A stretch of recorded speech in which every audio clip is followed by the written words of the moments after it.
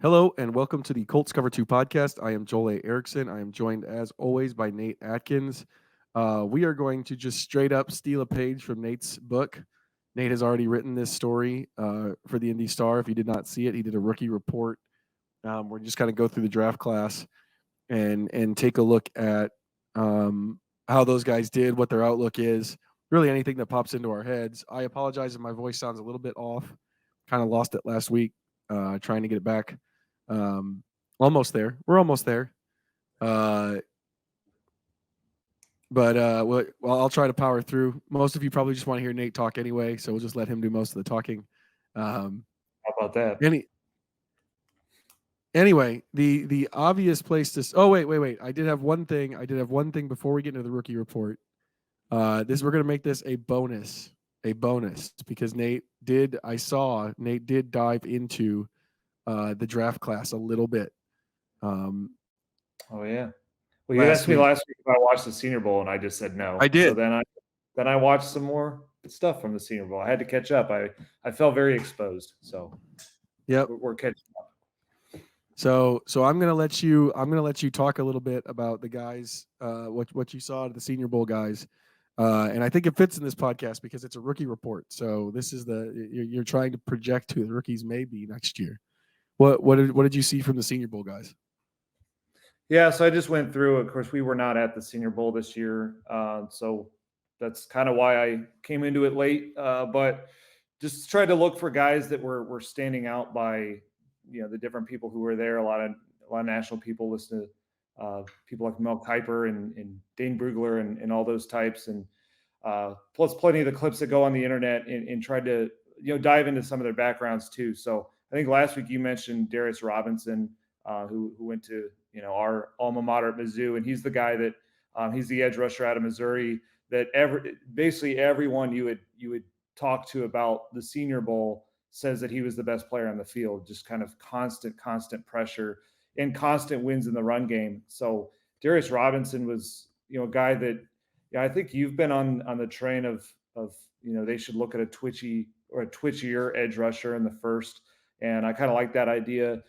He's one of those that's kind of interesting to figure out because he's really, really big. So it's hard to pin him as just like a twitchy type of player. He's 296 pounds listed, but he's 6'5", and he played defensive tackle for 3 years and then moved to end. And that's when he's just sort of ascended to, an all SEC player and now a guy down in the Senior Bowl. So he's one of those guys that's like, he keeps rising based on all this buzz. And I don't know if like 15 seems probably high for a guy with one big year, but we know what the Colts love to do, especially in the first round, is trade back. So that's a guy I think can be on that radar. And then there's some other players that are sort of in that zone of not quite number 15 probably, but if they trade back or maybe if they were to fall into the second, Quinyon Mitchell, the cornerback out of Toledo. It's another guy getting a lot of buzz. He's basically made just a ton of plays in college, 6 picks and almost 40 pass breakups. But coming from the MAC, everyone wonders how are you going to do against top competition? And everyone loved how he played at the Senior Bowl. Just the confidence, the plays in the ball, the ability to stay in phase and man coverage.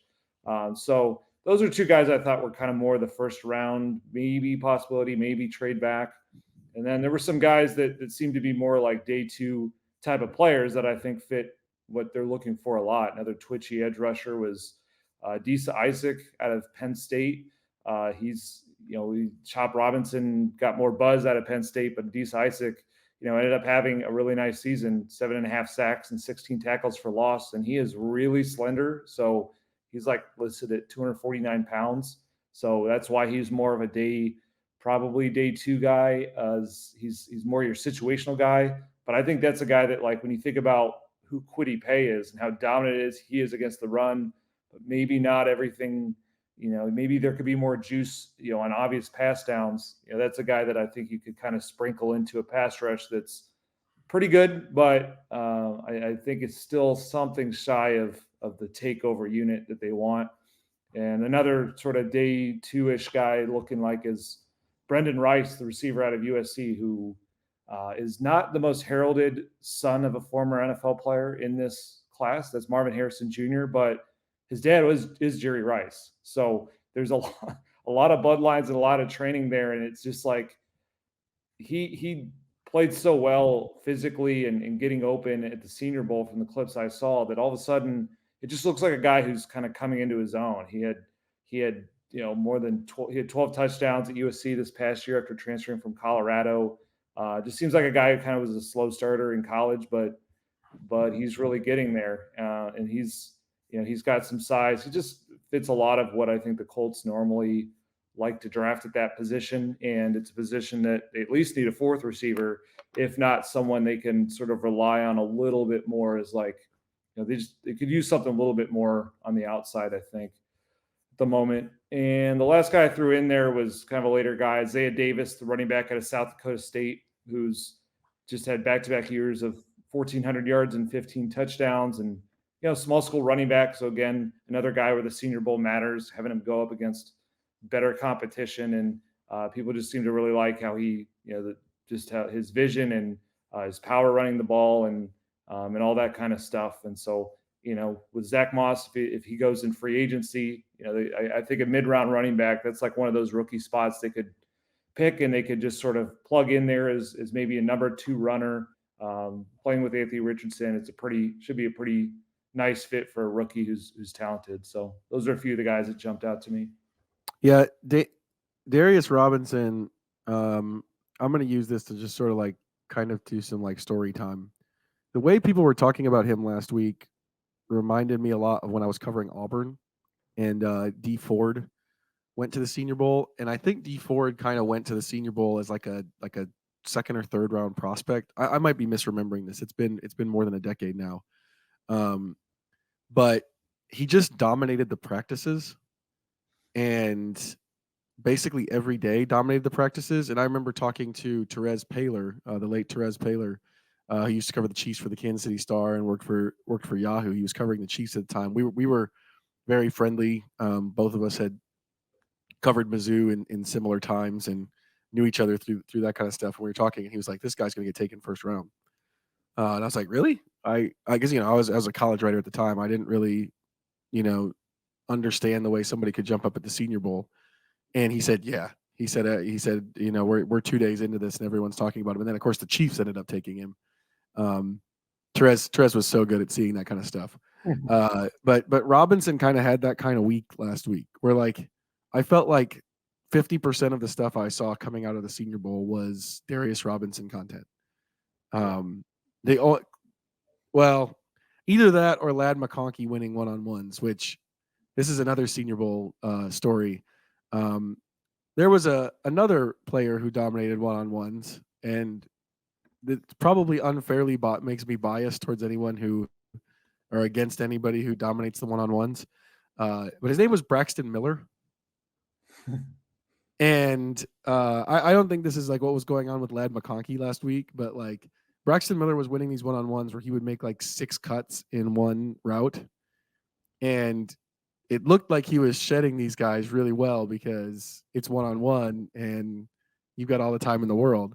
But then he got to the NFL, and it turns out you can't make 6 cuts on one route and get to the spot you need to be on time. And he never really turned into what people thought he was going to be. So there's some Senior Bowl practice stuff, kind of history that sticks out in my brain there with some of that stuff. But Robinson is sort of fits like the way Ballard has approached drafting a lot of defensive end, defensive tackle types. He's that sort of between a defensive end and defensive tackle. Like Dio would fit into this. Tyquan Lewis would fit into this. Danico Autry was a guy that they moved back and forth from tackle to end. Like Ballard likes these type of guys. I'm with you. 15 seems a little high, even with Robinson rising up the board. It just reminded me a lot of D Ford, where like everyone was talking about him. It was very obvious what he was doing. I think the receiver position is sort of one that, you brought up a good point. Like whatever you think of Alec Pierce, right now, the way I kind of view Alec Pierce is he's your deep threat, which he's the 3. He's a deep threat. I know he hasn't made a ton of plays. Like he doesn't have like 7 touchdowns or something like that in the season. He's also really not played with a quarterback who can get him the football yet. But even if you like him a little more than most people, which I think I probably like Alec Pierce a little bit more than most people do. And I say that not because I think he's a star, but because I think most of you really, really, really are down on him. Um, I think like they need another outside receiver in general, just because somebody's got to be there to go in case one of those guys get hurt. Like they got Yeah. lucky last year. They got very lucky last year. Did the Well, between Pittman and Pierce, they missed one game, right? yeah, they got lucky, yeah, in that sense. But there was one game they did not have Pittman for, and their offense could not operate. They could not operate in Atlanta, and they Yeah, fell game short. imagine if he had missed 5. No, no. I mean, they not only do they not have an outside guy who can step in, they don't have at this moment any. Name me a fourth receiver on this team I can't. that you'd put Not an on the field. obvious one. Yeah. So like they had Isaiah McKenzie, who was like an option in the slot, and obviously moved Not a on good from him. one. So Not a good one. I want to good keep one saying either. that. So I think it's a spot they have to go to in either free agency or the draft. Um, just kind of depends. There's a lot of free agents I think are actually decent fits too. It's just, do those guys want, like, they're picking their destination? Do you have enough of a role for them to pick here? You bring up an interesting point with the Senior Bowl, where like it's sometimes you have that situation where they react too much to a Senior Bowl. Like Braxton Miller he played 1 year as a wide receiver in college, and then the Senior Bowl got him all the way to the third round, and then you learn that he's not really that. But I've also seen the reverse, where like sometimes people didn't react maybe enough to what they saw in the Senior Bowl. The other guy that pops up like that is Terry McLaurin, who was cooking everybody Yeah. at the Senior Bowl and had all these great had all these great like athleticism, maybe a little bit slender, and didn't have the college production. And he went in the third round. And now Terry McLaurin is like, he's a comp I use for Michael Pittman, because he's like that number one, regardless of the quarterback he has. So yeah, sometimes it shoots them way up the draft board. Sometimes it doesn't always do that. But yeah, I think the Senior Bowl, the reason the reason you keep an eye on it, especially with the Colts, is that Chris Ballard just loves Senior Bowl guys. He loves seeing them in that setting and the practices, and seeing they're competitive. We know he loves traits that are kind of beyond just what you see on film, those sort of competitive traits, the personality traits. So they always draft guys for the Senior Bowl, and it can be hard to figure out exactly which ones, but usually we get to draft day and like they make 3+ picks, and you're like, oh yeah, that's a Senior Bowl guy, and it's not that hard to see in the end. Yeah. It's probably worth it if you have the time to just kind of go familiarize yourself with the rosters and kind of look through. I've was meant to do some of that this week and look through like what people were saying and it's kind of been an oddly busy week. We have Jim Irsay. Just going to bring this up really fast. It's tweeted that he's on the mend. First time his account has tweeted since January 8th, which is the day before they released that he was dealing with a severe respiratory illness. Just really good news. Really good news to hear that he's on the mend and hear from him in general. I think that that's one of those things that's been kind of hanging over the offseason. I think a lot of Colts fans have been paying attention to it. We hadn't seen him, at least I don't believe I'd seen him since December 16th against the Steelers. And obviously, he'd been dealing with illness, so that's some good news. They've filled out some of the spots on the staff. Charlie Partridge is interesting. Looking forward to kind of talking to Gus Bradley and Charlie Partridge about how that came together. I think the other hires are, all of the assistant coaches matter. I don't know that like these are big, earth-shattering. They're going to change the way things happen, moves. Charlie Partridge could be that though. Alex Tanney is kind of interesting just because it's quarterback role. He's pass game coordinator now, and obviously everything's about developing Anthony Richardson, but it's just like it's hard to know at this point kind of how much of a role he'll have, because all of a sudden they have a lot of coaches for Anthony. Obviously Shane is very front and center with the quarterbacks.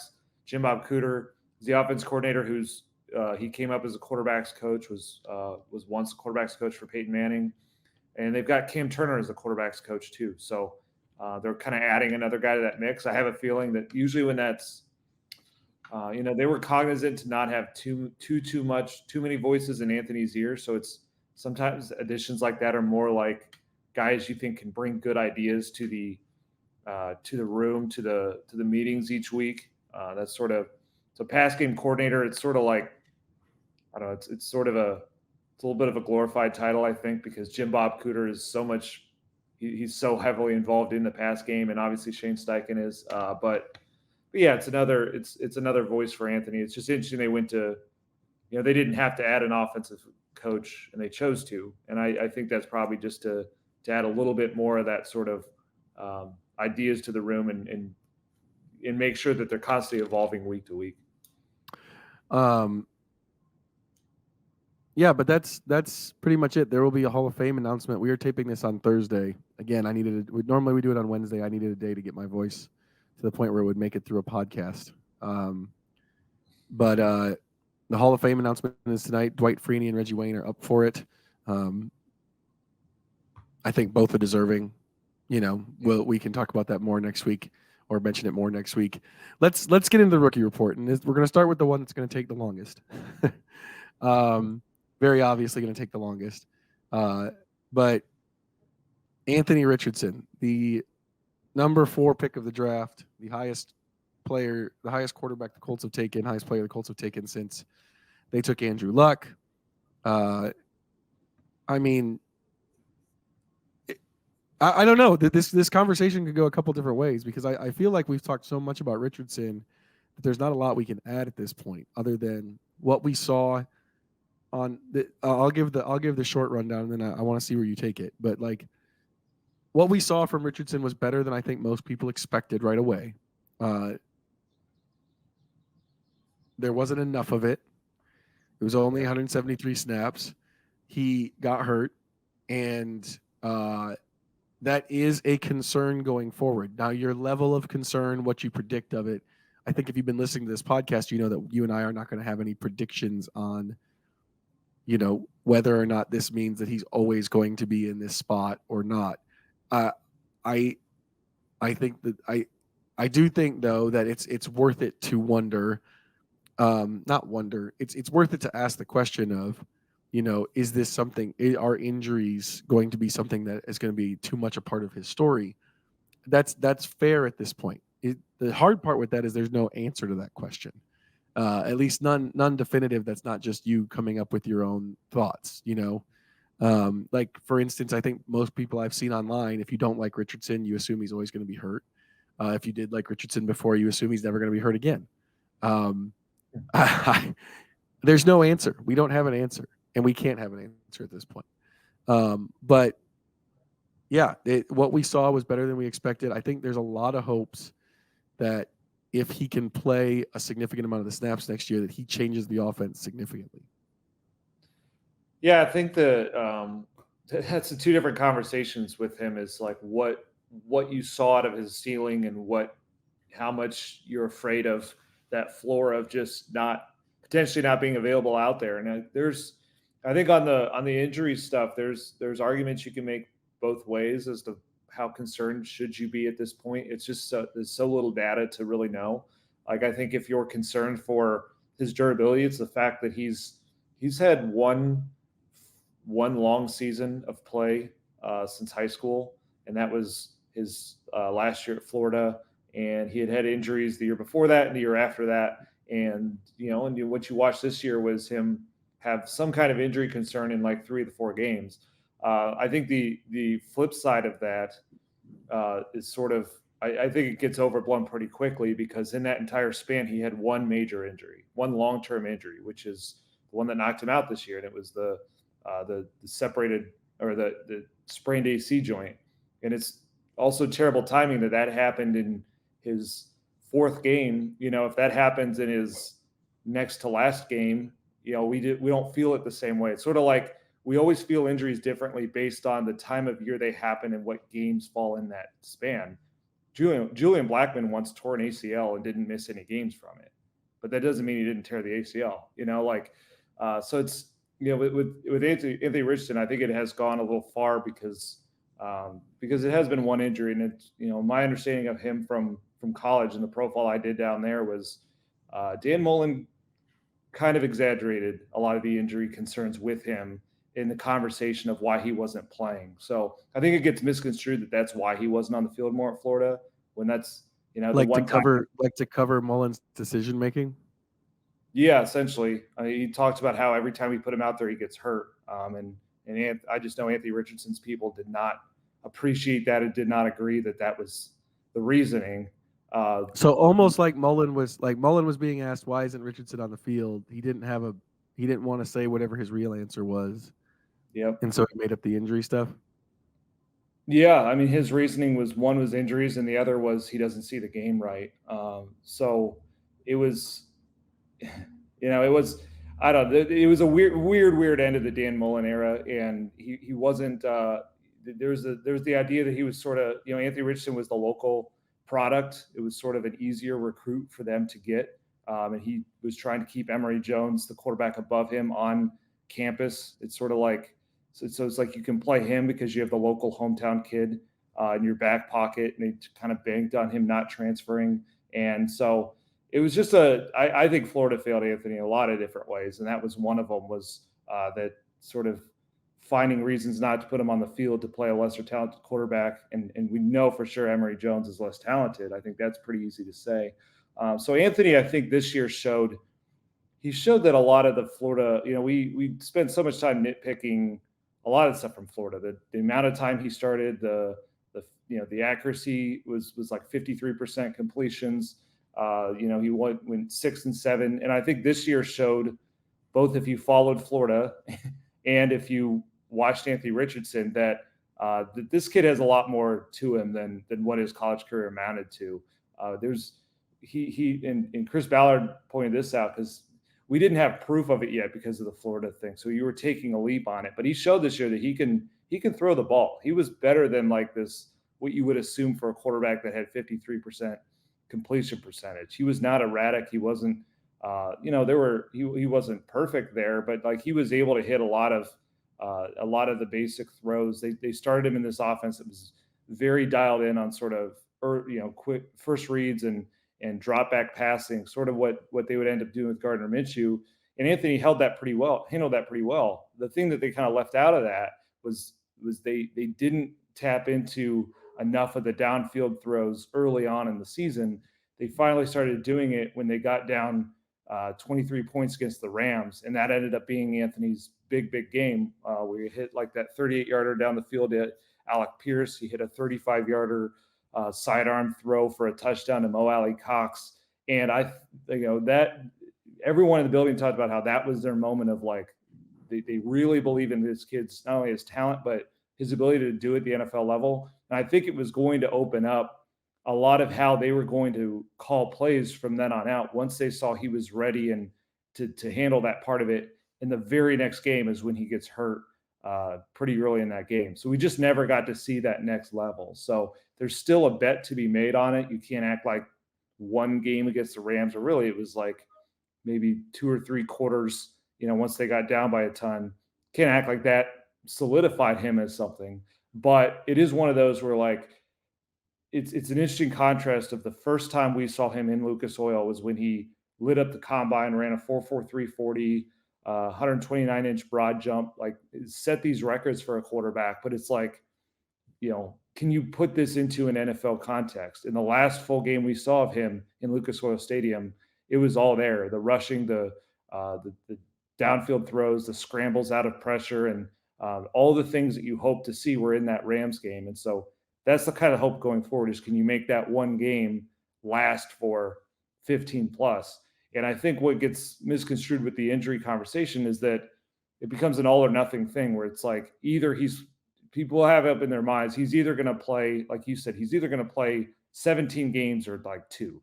And the likelihood, if he's pretty durable, is that he's going to play maybe 15 games. Like that's kind of Jalen Hurts. Jalen Hurts has missed a game here or there. Lamar Jackson has had seasons where he misses, 4 or so games, but ends up playing, including the playoffs, like 13 of them. These guys who are going to run at the levels that you want to let Anthony run to tap into all that athleticism, there is some wear and tear. There is some occasional risk of the occasional missed game. I think what the bigger conversation is like, can you avoid the AC joint sprain type injury? And can you avoid it being every single week there's something to deal with that makes his availability in question? That's kind of what they have to figure out going forward. But I think you should prepare to, and the way they seem to be thinking is, we want to use this full athleticism for him. And there is going to be a little bit of risk in that.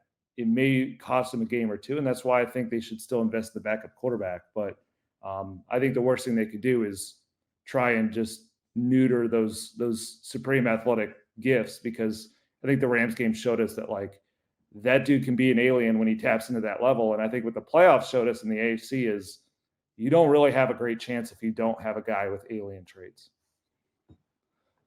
Yeah. To your point, just to kind of give the numbers on, Jalen Hurts played 17 games this year for the first time in his career. He missed 2 the 2 years prior. He was banged up, though, while he was playing that.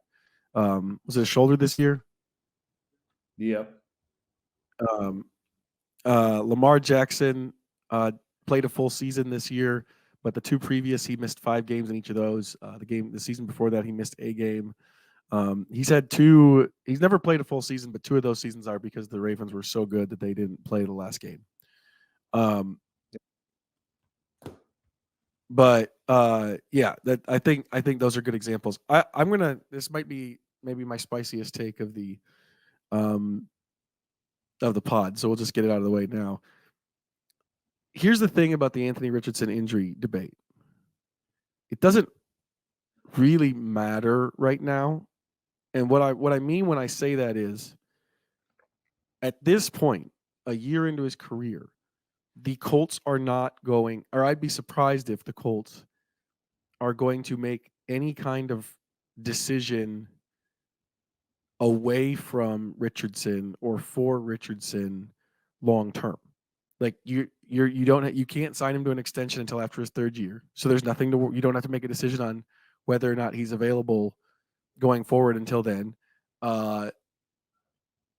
You drafted him with the 4th pick and liked what you saw from him last year. So you're not bringing in another first-round quarterback. Not that they're really in position draft-wise to do that, but you're not going to be trying to replace him already. Like, we're going to find out whether or not he's injury-prone, and that will lead to that, like, whether he is or whether he's not, or whether he's missing a ton of games, that will play into those decisions going forward. They're just not here yet. So if you're talking about the 2024 Colts, which most people are only talking about the 2024 Colts, it doesn't really matter. It's kind of just a wait and see. And I know no one wants to wait and see, but nothing to me changes for this team on how they're making moves or making decisions or anything going forward. Shane Steichen is still building the offense around Richardson. I just think it's kind of a pointless discussion a little bit. And I'm going to say that, and then I'm going to be asked about this now for the next 6 months, and I'm going to have opinions on it or whatever. But realistically, for where they are right now, it does not matter. If he doesn't play next season, or if he gets hurt and has a season-ending injury next season, then maybe we have to have a discussion about, do they bring in another quarterback who has a chance to start? But that's after next season. That's the earliest that this injury question could affect the direction of the franchise, I think. So, based on what they've seen of him so far. So, in one sense, it's a lot of wasted breath, really, and a lot of wasted keystrokes on X. Yeah, I mean, I think the only way that it's going, like, the only action they can take as far as the injuries is thinking through a little bit of how that plays into the design of their offense. But I think it's only a little bit. Like, I think the way that they are presenting this is that, and he's presented this too, is that they're going to emphasize some of the areas where he can help himself out. The example they've given that was a learning moment for him was when he had the brain injury against the Texans, because he could have run a little bit faster to just get into the end zone. That's one of those, like, always run hard through the stripe. They talked about sliding, and he started to show that in that Rams game, sliding a little bit more once you are out on the open field and it's not like third down, stepping out of bounds. Like there's little things like that they're going to drill with him. And maybe that's where they added an extra quarterback coach. Maybe there's a little bit more emphasis on some of those areas with him. But other than that, I don't think it even, changes much. I still think they're going to run him plenty. I mean, the fact that they got Jonathan Taylor, this is the other thing too, is that he played, I think, one snap with Jonathan Taylor, maybe two. And Yeah. I really like Jonathan Taylor. To me, the big reason I thought they should sign him, or one of the reasons, is that he takes hits off of Anthony Richardson. So you can kind of create this dynamic backfield where defenses have to account for the possibility of Anthony keeping the ball. But a lot of plays, they're going to force the ball away from him, or that's going to be the natural read. It's going to go to Jonathan Taylor. And they'll get a benefit from Anthony's threat as a runner, and it's going to go in the hands of Jonathan Taylor, who has that ability to turn what could be a 12-yard run into a 35-yard touchdown and drives early, keep him out of the red zone. Then you don't have to necessarily send Anthony Richardson flying into the teeth of the defense, inside, the 2-yard line. There's moments like that I think are, it's moves that's a move they already made. But yeah, there's not a lot they're going to do other than emphasize certain mechanics and hope it works. I think the one thing that the one action they could have around Anthony is not about his injury concerns. It's about kind of the upside and what he showed as a passer. I think that could lead them to be a little bit more. It should lead them, I think, to be more aggressive this offseason with the cap space that they have, and thinking about this team as like, this needs to be a playoff team next year. That should be the baseline expectation after they went 9-8 with very little Anthony, and they've got enough money to go out there and do some things. They can bring in more players. It isn't like last offseason they treaded water and they went with, as we'll talk about them, like all these rookie cornerbacks. They were not, if you really look at how they handled that offseason, they were not looking at that season as like Anthony Richardson is going to lead us to the playoffs.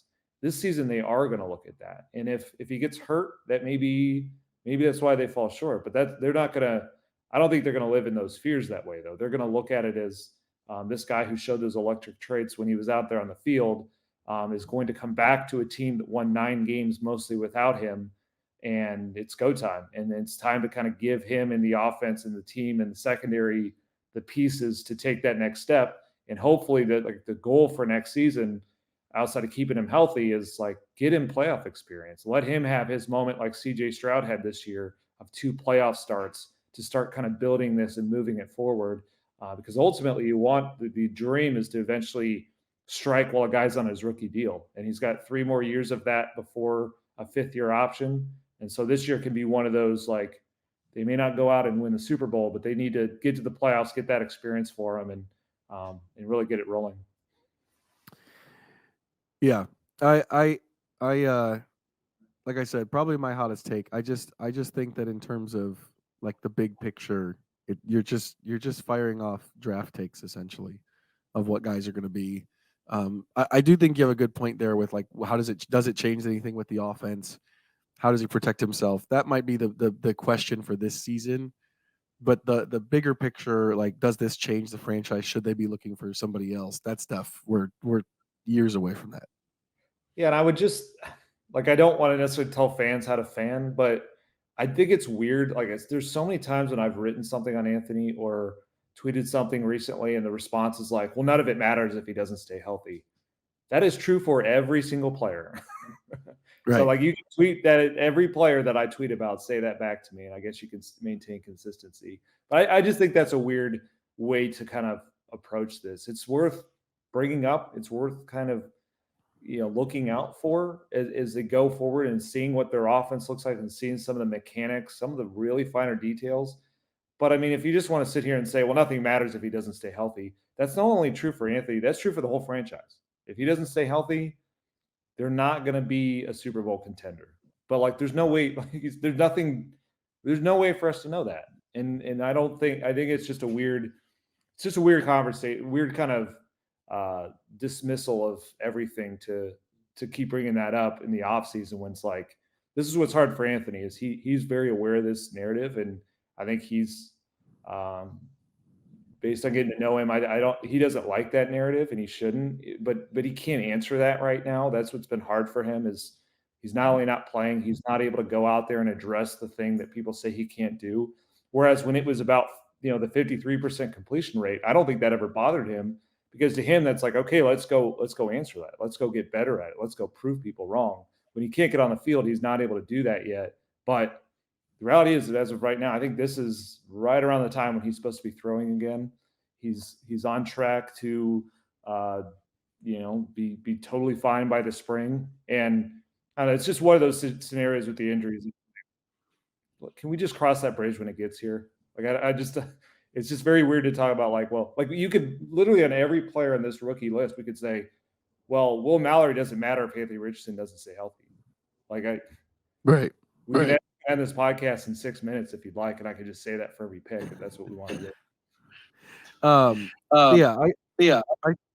I think that's a good way to look at it. Is just, it could be a problem, and it's worth mentioning. Yes, it could be a problem, but trying to come up with an answer or really worrying about it, we're in a wait and see spot with him.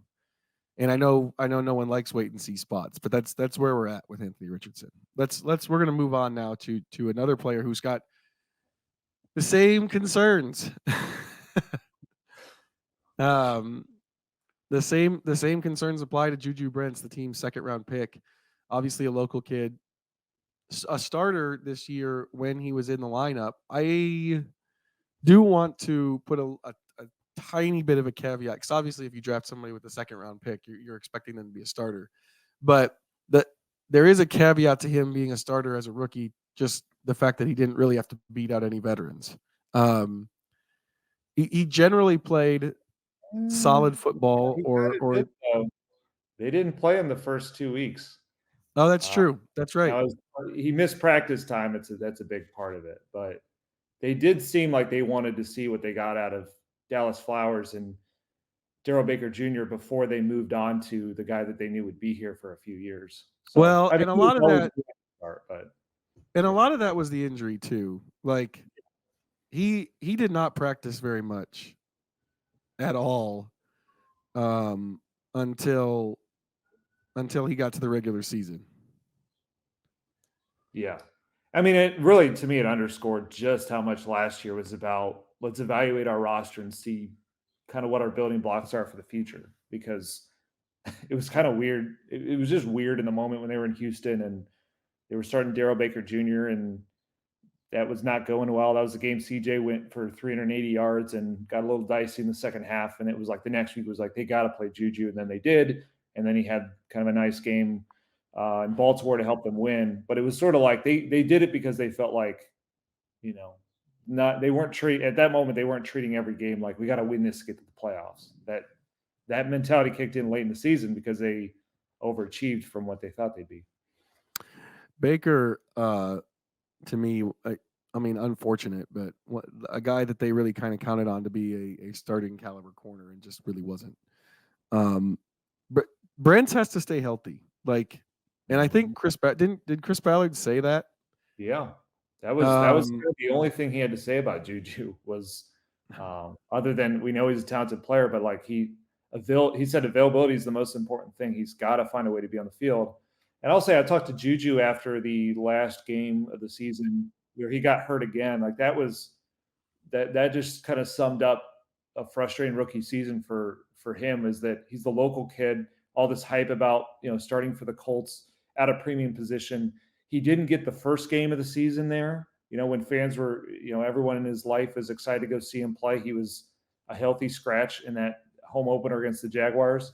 And then the last game of the season, when he's back and he has a chance to, be one of the guys to go stop CJ Stroud and get this team to playoffs, and he gets hurt again and leaves that game and had to kind of spend it from the locker room. So he was certainly he's frustrated by all that, but he didn't shy away from this. He knows he has to figure out something in his training process and his recovery to handle this differently. But he seemed pretty confident that he would, because I think he had one other year where that got maligned for injury in college that ended up being a redshirt year.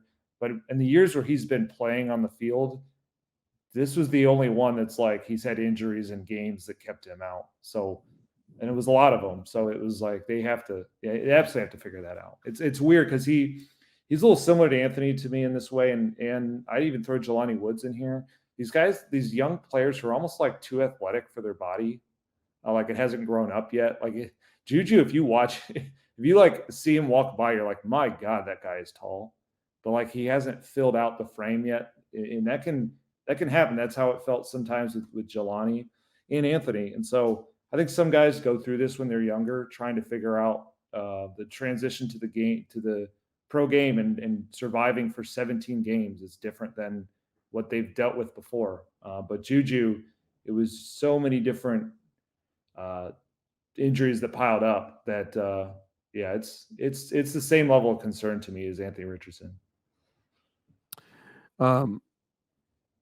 His as a player, his rookie season, kind of up and down.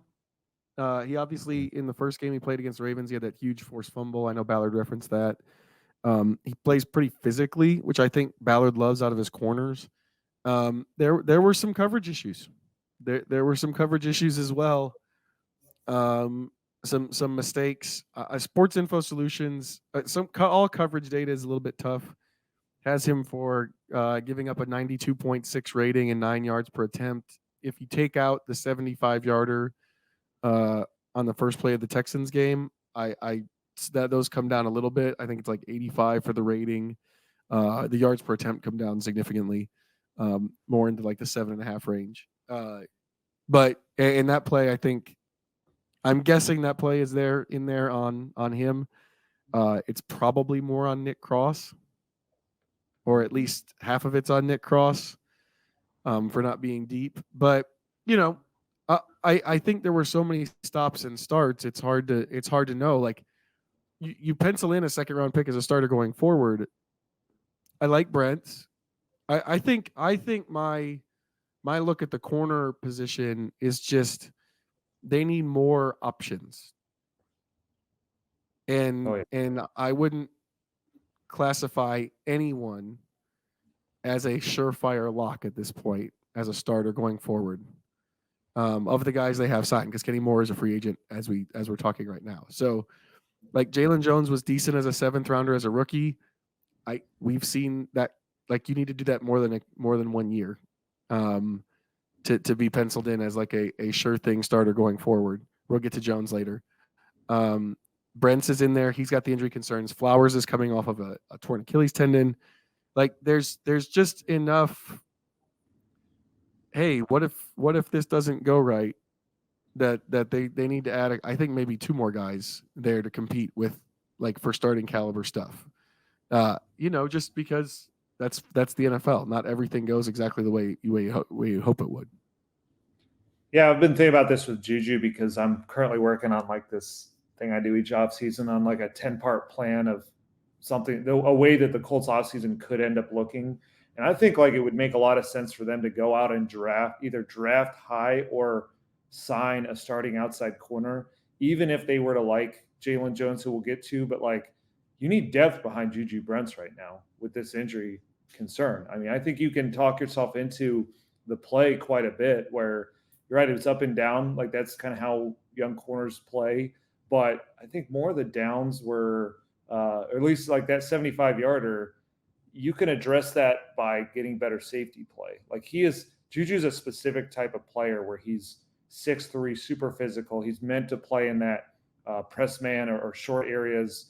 He's going to get exposed down the field if he has to cover in that way. So it's more kind of the way you design your defense, some of the players you have around him at safety and in the nickel spot.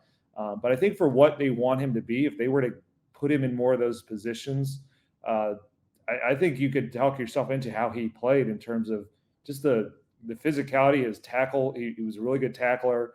He was not afraid to go, body guys up across the middle. He did that to Mark Andrews. He forced a fumble in that Ravens game. He picked off Trevor Lawrence. So there's playmaking both ball production and just in the run game and breaking up passes, it's just there's going to be flaws down the field that they have to address in other ways. But it's that injury concern is that even if the rosiest outcome you could take of him as a player, if he's not out there right now, like if they were to go into next season and they lost Juju Brents and you've got a second-year, seventh-round player in Jalen Jones and then Dallas Flowers coming off the Achilles tear, like that may end your season early. Like that's that problematic at a premium position. So, yeah, I think Juju you have to approach is like he'll be the starter going into next year, and he has a chance to have a really nice career. But I think you've got to have other guys you feel playable behind him who are not just that starter on the other side. I think they need to add at minimum one guy that can start this offseason. Now we're going to move on to maybe the easiest and most projectable pick from last year. Josh Downs was good. What's funny is he's the opposite of the last two. Is that of their first three picks, two of them had huge injury concerns, and the guy who played 17 games is the guy who's 5'9", and the league said was too small for this league. Yep. Just kind of fun. Yeah, and I think I might have seen Zach Hicks say this elsewhere, but like last year was a draft full of very small receivers, and people were very worried about it. And a lot of those very small receivers were very productive. Yeah. Very interesting. Yeah, it is. But Josh Downs' numbers, 68 catches, 771 yards, 2 touchdowns. Yeah, that'll play as a slot. 11.3 yards per reception, did a little bit of stuff downfield. Again, anything downfield is compromised by who the quarterback was. I struggle to find anything to say here about Josh Downs other than he's a good fit for this offense. He's a good fit in the role they have him in. It's a good piece to have going forward. And granted, there was a little bit of a rookie wall, kind of a knee injury, some stuff where he kind of fell off for a little bit there. I think that's expected with a rookie, and he still had 68 catches. So, yeah, this one's quick for me. Josh Downs is a good piece. I have few concerns about him going forward. He's the starting slot, like the opposite of kind of what I just said about Brent's, like being sure you can count on him. Josh Downs is your starting slot receiver. Oh yeah. Going forward. Yeah, there's nobody they're going to bring in to compete for that spot or split that spot. If anything, it's just a guy who can play there if you have an injury. But Josh has played 17 games, and you mentioned he had a knee issue that flared up in right when he got here, like rookie minicamp, that he had to kind of manage the whole season, and he ended up just gutting it out to play against the Panthers and the Patriots. But he made 17, he started all 17 games. So like that was played 788 snaps. And his 68 catches are the most by any Colts rookie receiver ever, past Bill Brooks and a guy named Reggie Wayne, who's now his coach. Like he's what you want to be able to say about a rookie is that after a year, you're just like, yep, looks like a very solid starter. I have zero questions about him. If you think back to what his draft profile was, if you felt like there was a fit for a player that size, there really weren't any questions about him as beyond that in terms of his football IQ, his hands, his ability to separate, his work ethic, his character, all that stuff. He checked every single box like that. The only kind of knock on him as a rookie was there was a bit of that rookie wall once he had those 2 games compromised against the Panthers and Patriots. And then his production kind of got cut in half from that first 8 games of the season to the second half. It went from 59 yards per game in the first 8 to 33 yards a game in the past 9. The knee injury was only a small part of that, though, I think. I think a lot of that was the league realizing this is a dude. Like, we got to start caring about this rookie in the slot. And I think teams were able to do that a little easier with him specifically where he's lined up on the field because there was not much to worry about at tight end for the Colts. I think the way that teams deployed their safeties on a lot of those plays, made it harder for him to do some of those option routes and get it open across the middle of the field. They started to use him a little bit more on the perimeter as a way to counter that, and that just it's a little less of his game. But again, that's like everything else is like they'll get more out of Josh Downs by just you improve the tight end position a little bit, and then you go to a quarterback in Anthony Richardson who he was building a nice connection with dating back to when they first threw in a parking lot, that rookie minicamp. And while it's different than Gardner, I was like the Downs pick for Anthony because like he's going to bring out more of that or test more of that kind of short area ball placement. Like he's does not have the catch radius to adjust to the same way that like Alec Pierce and Michael Pittman Jr. can. Although I think his ability to lay out and catch surely helps him out with that. So he's going to kind of bring out more of that consistency from Anthony Richardson. But we also saw like he can get down the field, and I think he can tap into some of Anthony's arm strength. And when they continue to build that connection to where Anthony can scramble when a play breaks down, some of those scramble drills, I think he and Josh can create something really nice, kind of like Josh did with Gardner Minshew in Germany when he had that big third down catch on a kind of a broken play. So, I mean, I think Josh Downs has had this entire class is the one guy you look at and you're like, I couldn't be more confident in like what he's going to be, both abilities and the lack of concerns. Really, I don't really have any concerns about him. Just to underscore our earlier point about wide receiver, so last year, Alec Pierce played 1,084 snaps. Michael Pittman Jr. played 882. That was most of those missed snaps are the concussion. And Josh Downs played 788 snaps. We're gonna play a little guessing game here in the middle of the podcast. Who had the next most snaps, Nate? And give me a ballpark number for how many. I'm gonna go Juwan Winfrey, and it is a low number. I don't know, 125. Ooh, better, really, really, really good on your number. DJ Montgomery had played 124 snaps, and just you have to take that a little bit with a grain of salt because he played 103 snaps in the games that Michael Pittman Jr. was dealing with a concussion. Yeah. They could use a fourth receiver regardless of what you think of any of the top three. Juwan Winfrey, incidentally, played 21 snaps. Basically, they played. Honestly, if they had not had Josh in the final month of the season, I mean, they would have been moving Michael Pittman Jr. into the slot because Isaiah McKenzie wasn't around. And so really Josh was kind of a hero to work through that knee injury and be there for those big games, I think. Isaiah McKenzie took 53 of his 117 snaps for the season in the two games that Downs was dealing with an injury. Like, they played three receivers. And it's like, well, they'll just play three receivers again. Yeah, well, those three receivers they played missed a grand total of one game. What if they don't? Yeah, that's a great point. That in general, just as a side point, I think the receivers are the position group that did not get as much credit as they should have as a whole this past season. I think everyone understood Michael Pittman Jr. had a very nice year, but I think both that durability and just I thought the ways they adjusted all season long, like there would be so in and out games for the run game where sometimes it was really good. Sometimes it was completely nothing.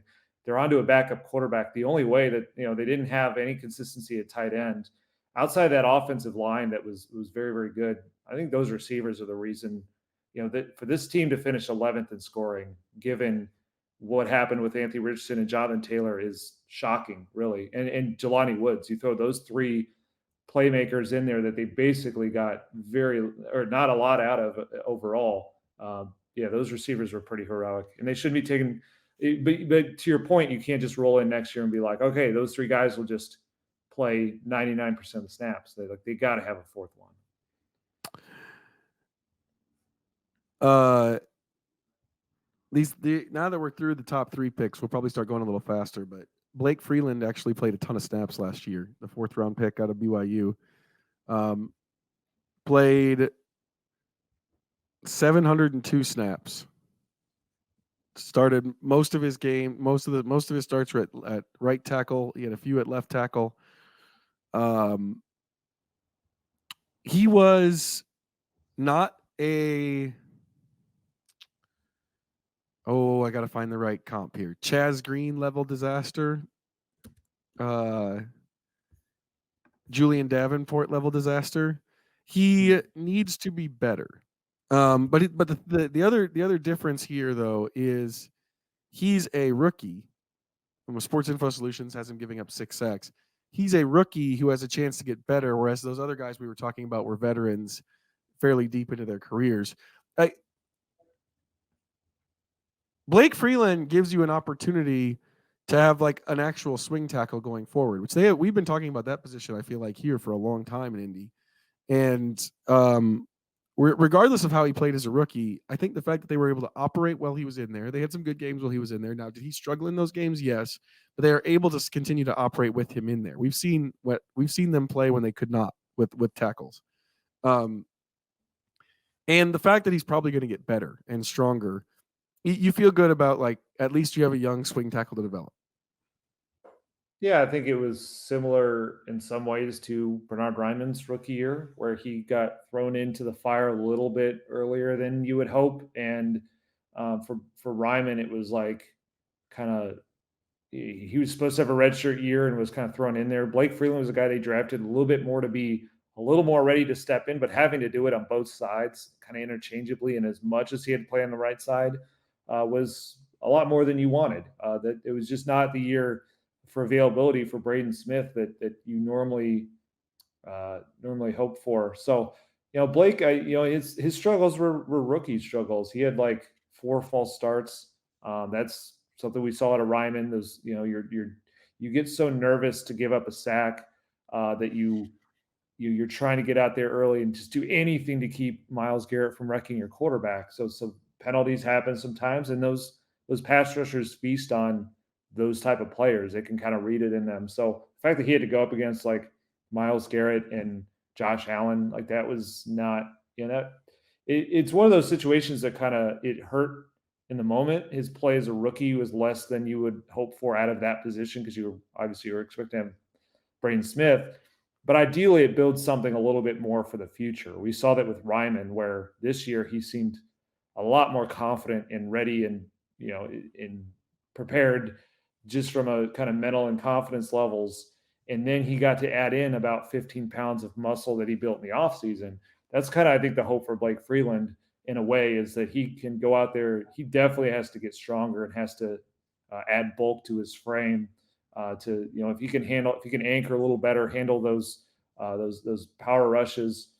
I think he can become a swing tackle. The one thing I'm glad we moved off of, though, is the conversation that they should move off of Braden Smith.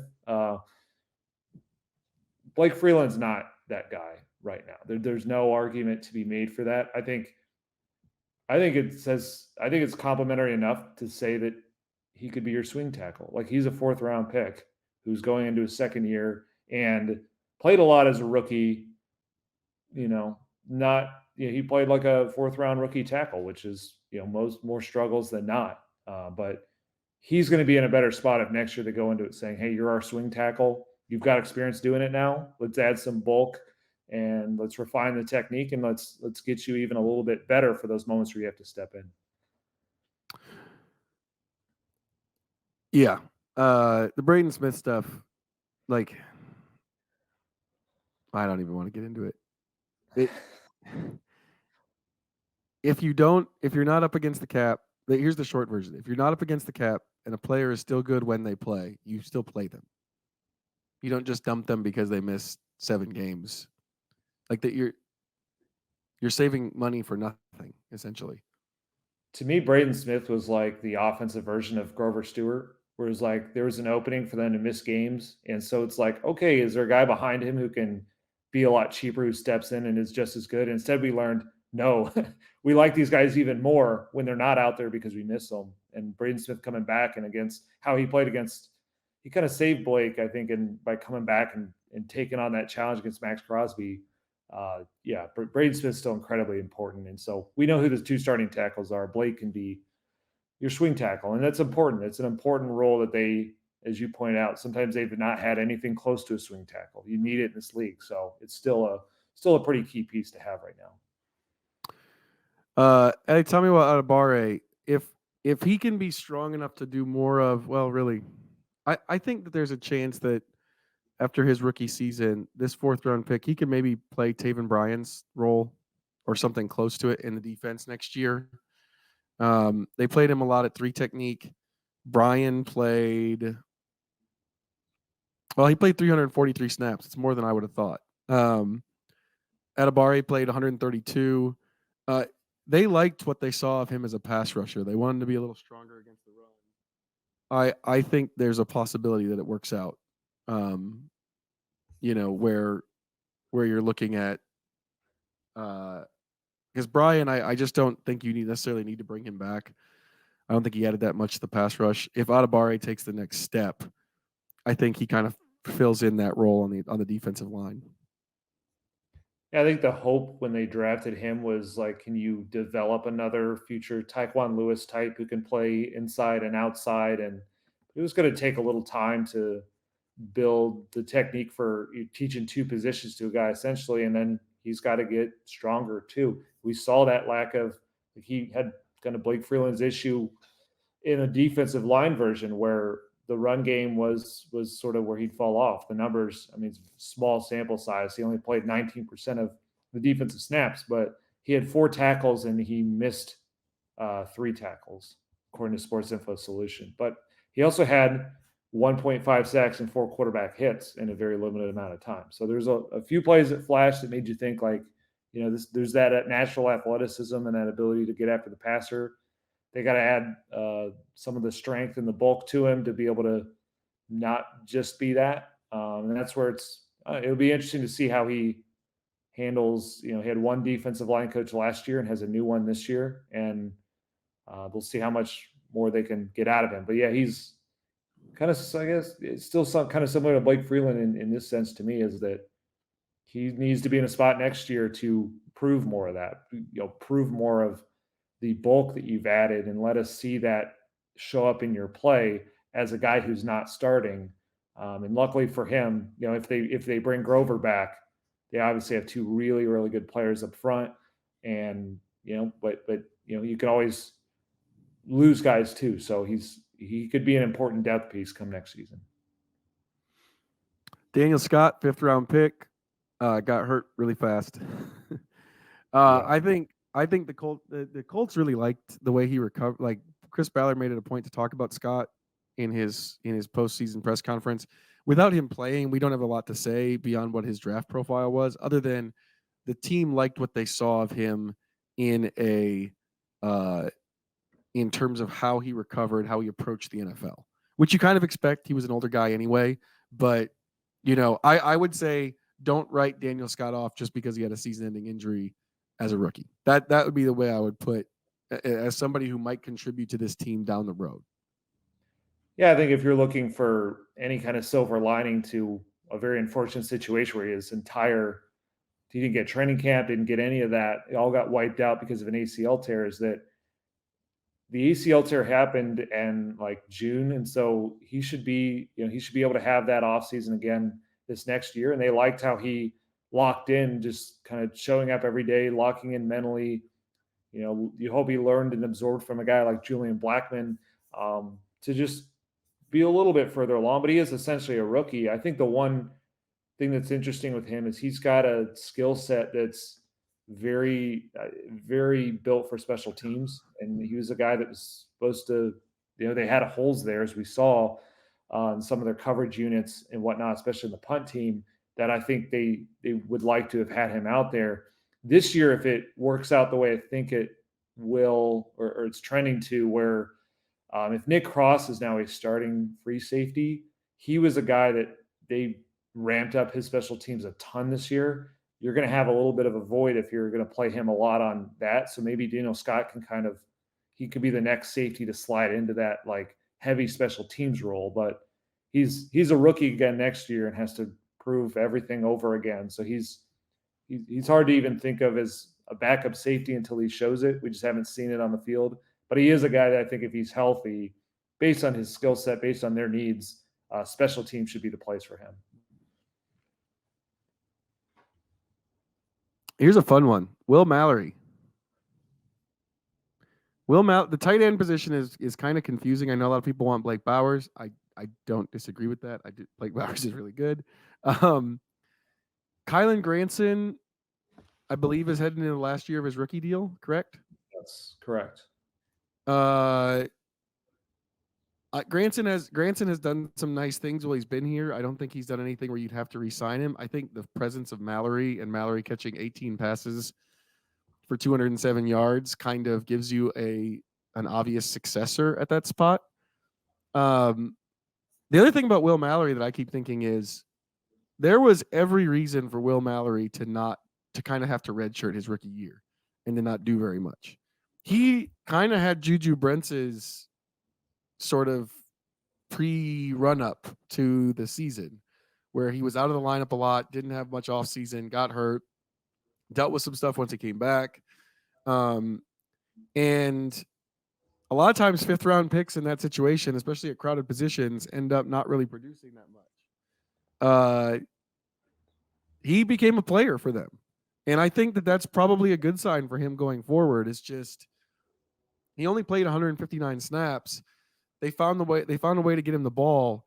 And he was inactive in 5 games early in the season. Like I just think that what he was able to do, given the winds working against him, bodes well for not necessarily Will Mallory as like a difference making. I don't think we saw anything that makes you think that like we're talking about like a top line tight end. Like you're not going to hear any. Well, they've got Will Mallory, so they don't need to draft Brock Bowers. But this is a guy who can be a player for them going forward. Yeah, I was pretty impressed with Will Mallory. I know the coaches were too, because it felt like there was a flip there second half of the year. It came organically because Drew Ogletree got hurt against the Panthers and then didn't make the trip against the Patriots. That's when Will started to play a lot more. But the final 7 games, he had 14 catches. That may not sound like a lot, but if that were to be, you double that production. If he played 14 games and had 28 catches, that's more than Jelani Woods had as a rookie.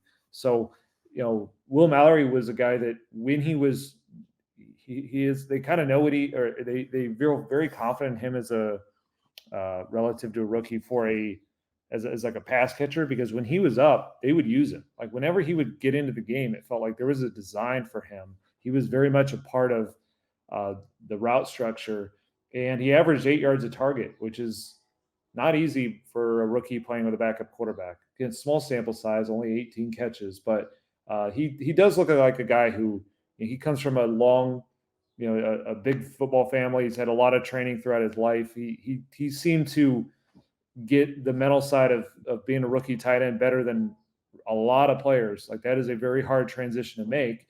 The downside or more concerns for him are other stuff we've said about rookies. He's a little slender. He needs to add some bulk. He's not a guy that fits a lot of the run designs as of right now. But if there's, that Kylan Granson type of role is, it's not designed so much to be that. So I think they are set up to where, and Will Mallory does, ever since they drafted him, I kind of thought the clock was ticking on Kylan Granson just based on the type of tight end they were. And that's how Will Mallory looked this year. I think what he could add next year is maybe be a little bit more of the run game, a little more capable in the run game if he can get stronger and add the technique and some of that. But yeah, he's a move tight end, and I feel like Shane Steichen, especially, when he reads man coverage and he is a guy like that, and especially if they bring him out and they can force teams into base and do that. Will Mallory could be a nice little chess piece going forward. Another piece that people probably kind of forgot, kind of fits in this same category, Evan Hull. There's a spot for a pass catching running back in this offense. Tyler Goodson was playing it in the second half of the season, and obviously on the fourth down that I don't really want to get into because we've already been on the podcast for an hour. But If ACL, well, his wasn't an ACL, was it? I don't think it was an ACL. I kind of forget what his injury was. I think it was a knee, but I think it was other stuff. Yeah, But it was a knee injury. either way, if he comes back, he showed some stuff as a pass catcher. I think there's a spot in this offense for that. Um, and they probably still like him there. You know, Goodson played Meniscus tear. meniscus tear. Yeah, so there's some there's good reason to believe he'll be back healthy for the start of the season. Goodson played 50 snaps there in the last 6-ish games. There's at the very least there's some pass catching snaps, some receiving back snaps that Shane Steichen would like to exploit. That's probably why they drafted Hull in the first place. It's another guy who he only played 8 snaps as a rookie before he got hurt. This is another guy who you look at as, okay, he got hurt, you forgot about him. There's a spot for him to slide back in. Now, anytime a player gets hurt, there's probably going to be some competition, but you know, there's a spot for him to slide into in this offense, I think. Yeah, he's like Daniel Scott, where he essentially lost his rookie season outside of 8 snaps. The one thing I think is a little different is that I at least saw enough out of him in training camp. This was when Jonathan Taylor was not practicing, and Zach Moss had the forearm injury. So we got to see more of Evan Hull in training camp and the preseason, and you had to like what you saw as a pass protector. And a lot of pass protection for running backs is, it's effort and it's some technique. He seemed to just have that. He has that attitude, and that was kind of why they liked him coming out of college. And so that's going to get him some snaps. If he can rebound from the injury and he can show those same skills, like that will get you on the field. That's a way to spell, Jonathan Taylor and whoever else they have on snaps where you want to throw the ball. I mean, there's question. We don't know what he can be as a runner. That was some of, he's another guy that had to get bigger and all that type of stuff. And he lost a lot of time from that. Just the strength development, I think, was the unfortunate thing with a pretty bad meniscus injury. He was on crutches for a lot of the fall. But I think he at least has that baseline of pass protection, and then he seems like a guy that's probably going to slot into that number 3 running back spot once he gets healthy. There's 2 guys here that we can kind of put together. And so I'm going to edit our little banner that we have for the people who are watching us and not we do have an option to watch us now on YouTube. We have it recording, but they play the same position. So Titus Leo was a 6th-round pick. Isaiah Land was an undrafted free agent that the Colts claimed on waivers from the Cowboys right before the start of the season. Both were rookies. Leo did not end up playing. Land played 31 snaps. He did record a sack. I have talked a lot about already on this podcast, and I'm going to annoy everyone by talking about it more. If there is my sort of desire for a twitchy young edge rusher who can maybe turn into sort of the top line, front line guy that everybody wants. I still want that guy. I'm not suggesting that one of these guys could be it. Isaiah Land got 1 sack, and 6 tackles in his 31 snaps. I do think though that as much as Jake Martin played 16.2% of the snaps. He played 190 snaps for this defense. Got a couple of sacks himself. I think that there is a role available for one of these guys if they can grow into it. Now, guys who are undrafted and guys who are 6th-round picks, they have especially as pass rushers, they have a long way to go. But there's a role in the defense that these guys can kind of compete for and probably compete with somebody else for. And so there's a path to the roster again for them, and they're probably going to be going against each other next year. Yeah. There are guys that were drafted to be developed, or Titus Leo was drafted and Isaiah Lane signed to be purely developmental. So that's what Leo's entire season was. He's a guy who came from a tiny school in Wagner, and he played a bunch of different positions, and only very late realized that, or that his coaches realized that defensive ends where he should play. And Colts kind of liked enough of what they saw to give him the chance to keep doing that. So I think he's sort of your developmental future backup, wide nine type rusher where he could eventually come in for a few snaps in those alignments. That's more where his natural athleticism can shine. I guess a good thing for him is that, like, the way that they develop these guys, so the guys who are on the practice squad, most of their job is to imitate the opposing defense. And so it's a little less, it's more like helping them practice and get ready, less maybe developing on your own. But Shane Steichen does have this competition portion of practice, the final 8 to 10 snaps of every practice, where the guys on the practice squad get to run their offensive and defensive schemes. So Titus Leo got a lot of weeks of doing that, where he had to be that Leo edge rusher. And it's not a lot of development, but it's something combined with kind of what he was doing in the strength program. He, compared to Daniel Scott and Evan Hull, who lost all that time because both the practices and the weight room stuff because they were injured. I think Titus Leo, you would hope that, behind the scenes that this worked out for him to add some strength, to add some development in those practice settings, and next year compete for kind of one of those backup situational rusher type roles. Same thing with Isaiah Land.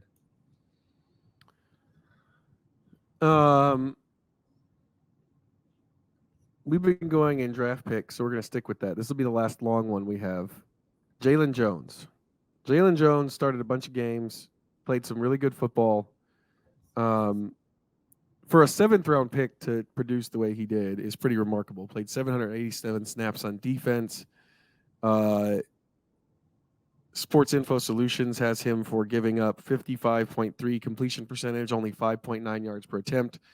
There were a couple of games, especially in the back end of the season, that I thought he struggled. And earlier in this podcast, I kind of said, like, I'm not ready to say he's a definitive long-term starter yet. That doesn't mean that there's not something to build on there.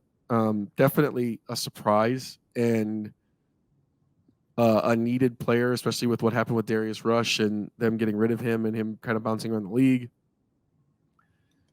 Getting a player like that in the 7th round is a coup for the roster because you didn't have to give up a lot of assets to find somebody who can, like, even if he ends up in a depth role, Jalen Jones can start. We've seen him start for a team that almost made the playoffs and play. He did not play Darrell Baker Jr. style of football is I guess the best way to put it. So while there were some bad games, especially late, I thought he struggled some.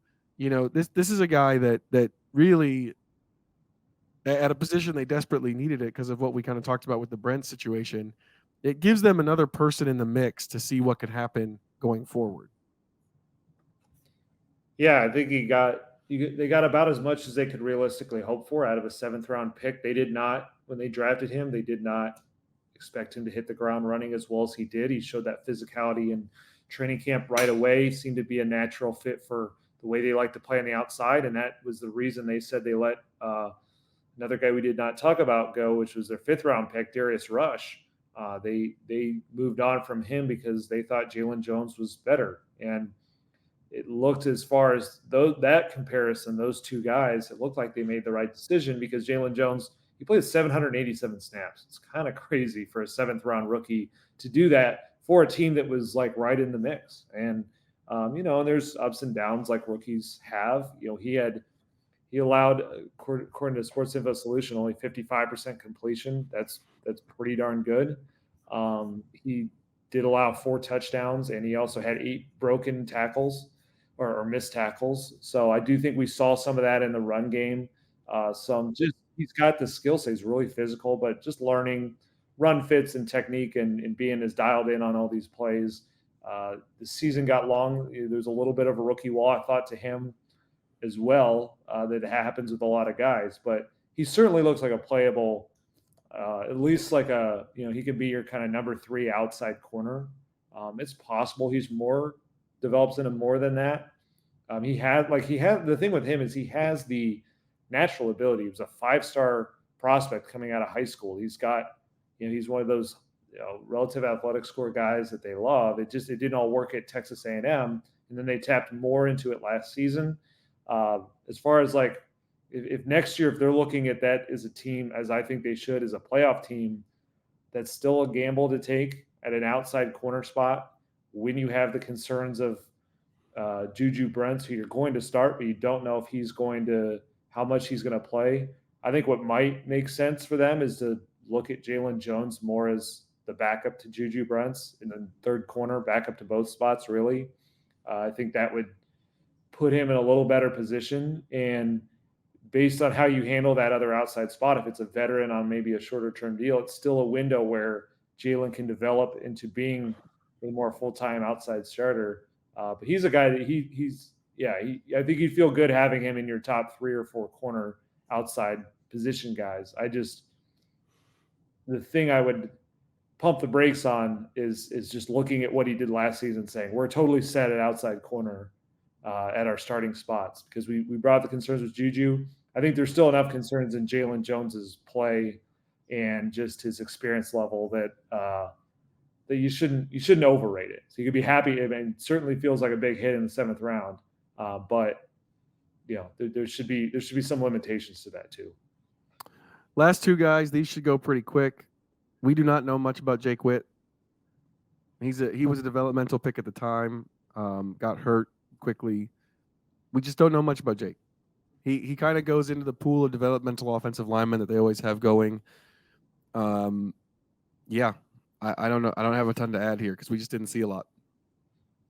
Yeah, there's not a lot. I mean, he was a guy that is kind of like Titus Leo, was a small school player they drafted on crazy measurables, but is new to a position. He'd only spent 2 years as an offensive tackle total. So this was like a Bernard Ryman swing, like on steroids, from a guy from Northern Michigan that hadn't done that on the field yet, and he lost that. A hip injury is not a fun thing for an offensive tackle. But, I mean, he has that body, so it's just like you roll it back into next year, and he's another guy that you hope between, the spring moments and into the training camp that he shows enough to – he's probably still headed for like a practice squad spot, because he needed that full year of development that he just didn't get because of the injury. And he was a guy that they were just so intrigued on by his workout that Chris Ballard said they drafted him just on that they didn't even want to mess around with the UDFA stuff. They just spent one of their bazillion picks on him. So if he could show some more of that, this spring and summer, he could be a guy that continue to look at for just purely developmental reasons. The last rookie to look at, Ameer Speed, brought in mid-season, very clearly developmental as a corner, super long levers, tall guy, fast guy, only played 2 snaps defensively, did play some on special teams. There was one game in particular, I can't remember which one it was, that he looked good as a potential gunner on special teams. This is a guy that they pretty clearly picked up, hoping that he can be a part of the mix going forward after probably having an off season to develop. Like with the cornerback, it was like a disaster situation. Like they didn't necessarily pick him up to play last year. It's kind of a wait and see piece. I do think the special team stuff helps him if he can continue to tap into that, because he has good measurables and everything in terms of a roster spot. But whether or not he factors into the cornerback position, we just don't know. We only saw 2 snaps. That's all we saw of him all season. Yeah, it's interesting. He played 68% of their special team snaps once he got there. That's a lot. So they like the physical traits of him. That's kind of what he got drafted on in the 6th round by the Patriots. He's 6'3". So, he is athletically built like they like on the outside at corner, but they clearly had no faith in playing him there. It didn't seem to work out there with New England because they cut a draft pick just a few games into his rookie year. But there was enough on special teams seeing that skill set play out. I think it was the Falcons game that he was pretty good as a gunner and downed a punt very nicely inside the 10. So it's interesting because when Jalen Jones made this team, they really wanted to start him as a gunner. They their hope was they would get enough at the other outside corner spots, and Jalen Jones had that skill set to be a really good gunner when they lost Ashton Doolin. And then Jalen Jones had to play a lot on cornerback, and so Ameer Speed became his replacement at that gunner spot. So if you flip it forward to this next year, Jalen Jones, you assume, is one of your top 3 guys on defense, playing probably a good amount at outside corner, if not starting. Ameer Speed could be a guy that's right back in that gunner spot, possibly. Although they are getting Doolin back, and so who knows? He maybe ends up being a guy that was here for a moment and not long term. But I do think he showed a little bit on special teams to carve out a role there. I don't know if he'll ever become anything at cornerback, because we just haven't really seen it. I haven't been factoring him into conversations about the outside corners because there just wasn't anything to go on so far. Yeah. And one of the things to always remember here is that Chris Ballard believes that you get guys in and they develop on special teams by playing. They get spatial awareness, and then they help defense down the road. That might be the Ameer Speed plan as we see it right now. That's our rookie report. It's a long podcast because there are a lot of draft picks. I think the way I would sum up the rookie class for 2024 for the Colts is there's some pieces here, kind of all the way through, that could be depth pieces, could be some good picks. It could turn into a good draft. But the caveat is it all depends on that 4th pick. It really does. Yeah. And guess we should throw it out there. None of it's going to matter if he doesn't stay healthy. So that's true for him, and that's true for every pick on here. But honestly, that's kind of true. It's kind of like their top 2 picks are the same thing, like in their own way. Premium position, really awesome build, like a rare athlete who made some really great plays and have some injury concerns. And like ultimately, whether if those first 2 picks hit, if they really hit, this team is going really far with those 2 guys. If they don't, then probably no amount of Josh Downs or Will Mallory or Blake Freeland are going to save the class. So that's just kind of how these things are always weighted. But I think the good thing is that they got enough.